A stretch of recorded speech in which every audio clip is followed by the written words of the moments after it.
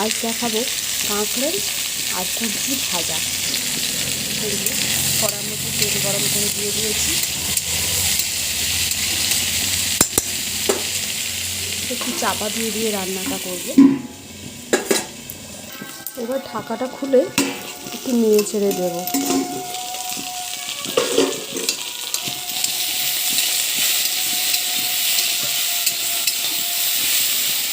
এইভাবে দেখে নেওয়া যায় সিদ্ধ হয়েছে কিনা।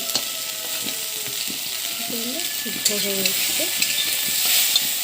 এর মধ্যে নুন দেবো পরিমাণ মতো।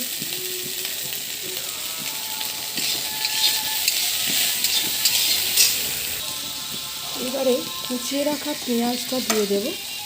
আগে দিলে ওর সঙ্গে পেঁয়াজটা একদম চিনে যেত, সেই জন্য পেঁয়াজটা পরে দিচ্ছি।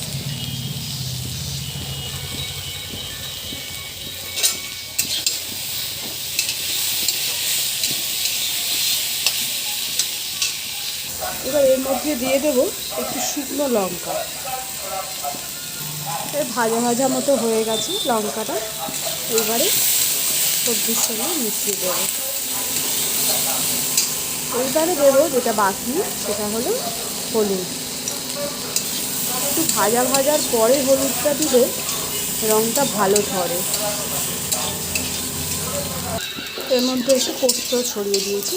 রান্নাটা আমার হয়ে এসেছে।